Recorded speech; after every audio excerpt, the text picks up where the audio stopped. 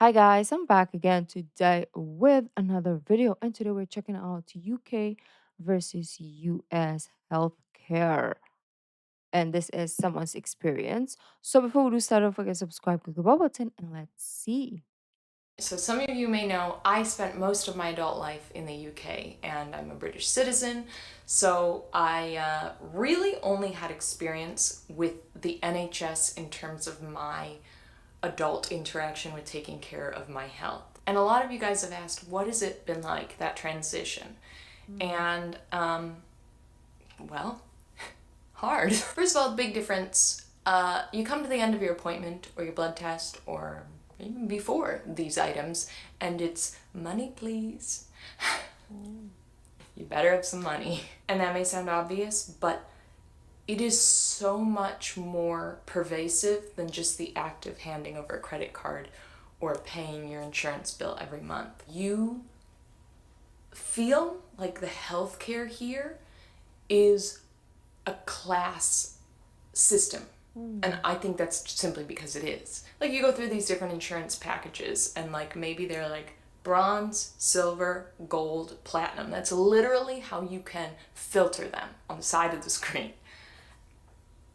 And I mean, yes, they're signifiers to denote how much coverage you're going to have or your, I don't even know, your deductible shenanigans. I can't even try to stay neutral on this subject. I think it's getting ridiculous. I know the NHS is not perfect, and I know the UK and the NHS in general have been in and continue to be in a lot of trouble. So I'm not just sitting here being like, they got it all figured out and we're screwed Mm. up here. No, that's not what I'm saying. But in terms of a care for your people, all I can say is in the UK, I felt universally cared for. And here, I feel like if I have the funds to pay for care, then I'm allowed to be healthy. So easily number one, the most confusing thing has been navigating what insurance to get. Luckily, through my job, I'm self-employed, but I get insurance through my job, sort of. It is pretty much you get this package and that's that. So I didn't really have to choose so intricately. Number two has been finding the right doctors. Your your Mm. choice in doctors. In the UK, your GP pretty much does everything. They see kids, they see adults, they see asthmatics, they see Oh. people with mental health conditions. That doctor has the power to treat all of those things, to prescribe you antidepressants, to prescribe you an inhaler, to treat a baby and an elderly person. And this is all I ever knew. So I had an endocrinology team and I had my GP. That was pretty much it. Every year I'd go for an eye exam where they'd screen my eyes and take scans of my retinas and all that stuff to make sure there wasn't any degradation in my eyes due to diabetes. But that was pretty much it. Here I have spent so much time registering with different doctors. Oh. So much so to the point where I finally registered with the GP or your primary care physician, as they call it here. And I was like, okay, great. I'm diabetic, so I need my insulin prescription. And she just said, oh, no, no, no. Like, I don't prescribe insulin. Absolutely not. You have to go to your endocrinologist for that. So I did have an appointment with my endocrinologist, but because he was, a good endocrinologist that had a waiting list, I couldn't Oh. see him for like 3 months. So What? I was like, oh, what do I do? And I was also so shocked that the primary care couldn't prescribe insulin. It was totally, totally categorically unwilling. So that has been a big shock to me in that in order to get the treatment that I need, I have to go to all these different doctors, and every doctor has somewhat of a different system. So, you go Oh. in, you fill out the paperwork, you go through all the like initial questions, and then they want their own blood work, which all costs money, money, money. And yeah, at the end of all these appointments, It doesn't make sense at all. Why can't you just have one guy do everything, right? Um, why did it go to school? if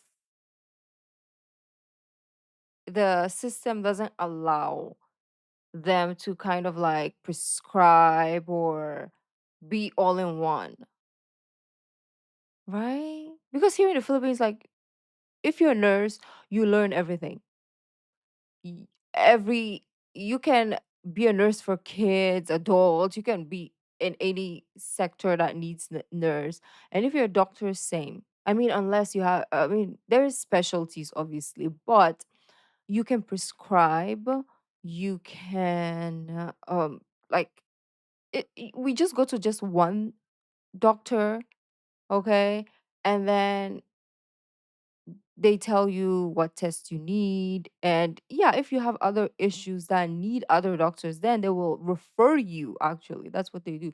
They'll refer you to like this person. And yeah, like it's easier. I'm not saying it's the easiest, but it's easier than this complication. Like, oh, for this situation, you have to go here. For this, you have to go here. For this, you have to go. Like, the patient is gonna KO before you even get to see all those people. Money, please. You gotta have the money to pay for the insurance, and then you gotta have the money to take time off work to go see Oh, these yeah. various different doctors because they're different places. The transport to get there or the transit time to get there is different. It just demands so much of a person, and you have to be so organized and on top of it, which I always thought, like in the UK, if you're your own advocate, you can get the care you need. And I still believe that, but you would always be getting that through your general practitioner for the most part. Whereas in the US, I feel equally, if not more, the need to advocate for myself because you're choosing doctors from a directory of 1,000 different options, which sounds great, and there is a plus to that, but it's also incredibly complicated and confusing and time consuming to look up all the reviews and make sure you're choosing a doctor that is going to be good for you. The other thing I think is a very like dividing factor that I've seen is the amount of time you need to be able to devote, yes, but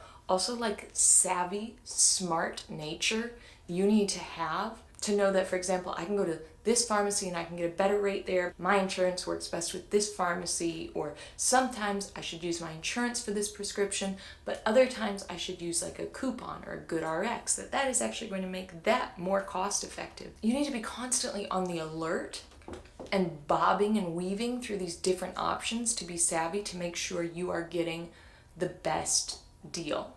Which, like, I'll be honest with you, deal and healthcare, these are just concepts that in my adult life have not been alive in my mind. And I know I'm very, very, very, very, very, very lucky to say that. But I feel like you need to be pretty darn educated and have the confidence Oh. to call places up and to use coupons that you might not be sure are going to work, or advocate for yourself when you know it's right through the insurance, but the person providing isn't providing the same thing that you were told you were going to get. These are all things that the consumer here really needs to have if you're going to get the most bang for your buck, I guess, which don't we all want that? Especially when you're dealing with a chronic condition that you have many different medications that you have to keep renewing every single month. You want to make sure you're doing like the smartest thing possible. So we relocated about a year ago, and because of this being a whole new system to me, I am only just getting to grips with things and getting in place a structure of how I'm going to get my medications every month. And I really don't mean to sound like I'm complaining or bashing the American healthcare system, but this is just what I've experienced and a genuine comparison to what I experienced on the NHS in the UK for the last 15 years. And I should say, as an addendum to the it's free in the UK, the NHS is a taxed system. So I believe it is about 20% of the people's income tax goes toward the NHS. Don't quote me on it, but I believe that's a general gist. So you are paying for it in a certain sense, Mm, absolutely, but it's in alignment in terms of the percentage to your own personal income taxes. And a lot of people have a big problem about that because then the more wealthy are funding it more so than the less wealthy. And I hear that, but from an ethical and moral perspective, I personally find that to be a more suitable way to care for a public. And if yeah. I'm paying more than people that are less fortunate financially, I'm It's really okay. okay with that. Yeah, it's But I okay. understand that that can be a very divisive subject, and I get it. But I'm so certain of where I stand on that front that I'm happy to say it. And if you want to come at me in the comments, that's fine. Moving to the US, and I always knew this, and it was a factor I had to get to grips with when we decided to move. And it's so much more complicated than I could ever have understood watching US bloggers and whatnot talk about it. Mm, You can hear people talk about this, but it's not till you're really in the thick of it that like I'm you in the thick realize of it. just how complicated Everybody and know. overwhelming it is. This isn't meant to be a bash on the US system. The quality of care that I've found has been excellent. It's just the way, the route to get to that care and what you need to have access to that care bothers me a lot. And I'm lucky because I have the capability to do what I need to do and pay for what I need to pay to get access to what I need to not only survive, but like Mm. thrive and live a healthy life. So I fully stand up and appreciate that as well. Like I say, always, I wish you great blood sugars, straight CGM lines if you can have access to a CGM. But most of all, I wish you a happy, healthy mind with it all. Thank you so much for watching, and I will see you next time. Okay. Interesting to note that part. I didn't think he was gonna give us more information than what we knew. I thought she was gonna tell us the same thing that everybody keeps telling us, but she gave us more in depth. Like, you need like other doctors for specific things, and it's not just like one doctor for everything or almost everything, right? So that was surprising and different because I thought I didn't think it was like that. But now we know. Um it will be a culture shock for people living here or other places in the world having to go through healthcare in the US. I think that will be like one of the biggest culture shock. Like, what the fudge are we doing? But, anyways, beautiful peeps, let me know your thoughts and opinion and experience if you have, like from your country to the States. And yeah, thank you guys for joining, and I'll see you in the next video. Bye.